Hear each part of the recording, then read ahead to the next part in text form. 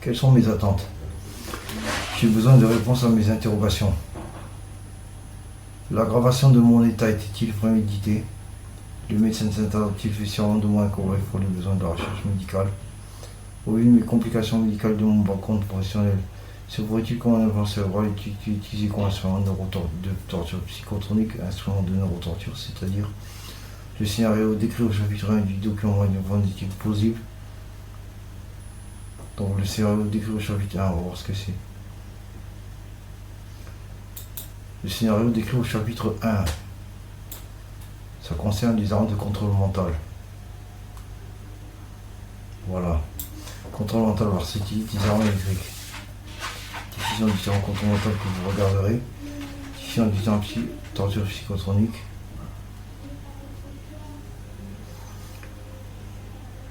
Les armes psychotroniques représentent l'ensemble des méthodes et moyens possibles, technologiques. Les armes psychotroniques représentent l'ensemble des méthodes et moyens possibles d'influence cachée et forcée sur la psyché d'une personne dans le but de modifier sa conscience, son comportement et sa santé, selon les aspects désirés de contrôle. Cela n'est pas seulement dangereux, c'est mortel. Première phase, le programme de harcèlement surveillance, pour regarder le détail. C'est-à-dire d'abord on vous surveille, on vous harcèle. La première phase consiste en un programme de harcèlement et de surveillance, des outils comme Échelon, Tempest. Ça c'est le programme de surveillance. Et Échelon c'est le nom du réseau de surveillance en même temps, du réseau de l'OTAN, dans lequel est inclus la France. Des micropuces, des implants, des radars corridors à travers les murs ainsi que des informateurs, voisins et co-conspirateurs sont utilisés pour harceler, discréditer et ignorer l'individu.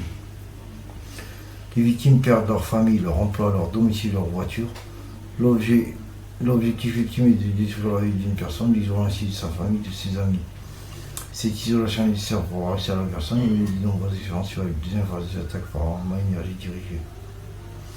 La deuxième phase implique des attaques par arme à énergie dirigée.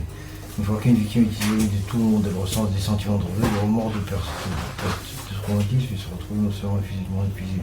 Autrement dit, elle est affaiblie, mentalement et psychologiquement, et elle n'est pas manipulable à soi, on en fait ce qu'on veut. Pendant cette période, beaucoup ont été implantés avec des micropuces, vous voyez. Ça c'est Anna Foubini qui dit, c'est bon, c'est une chercheuse renommée dans son domaine. Nombreux commencent à ressentir des douleurs extrêmes à la tête, c'est mon cas aussi, des douleurs et certains entendent des voix. Moi j'entends pas de voix, j'ai de la chance. La douleur est alors infligée à d'autres parties de leur corps à l'aide des armes à énergie dirigée. Vous verrez la suite, vous regarderez le reste de l'article par vous-même.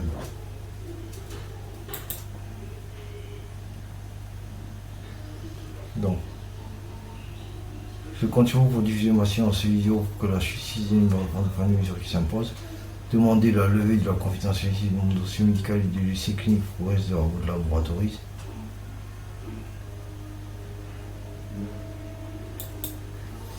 Mandater des experts en neurologie et neurochirurgie pour examiner mon cas.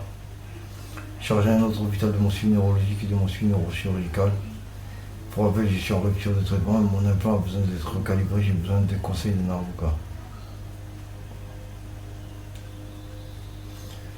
Je m'excuse si j'ai du mal à parler, si c'est difficilement compréhensible, c'est pour ça que j'ai fourni les documents à la base. J'ai fourni les documents comme support visuel pour vous verrez dessus en même temps que moi en lisant tout. Voilà. Si vous voulez me contacter, voilà ma boîte mail.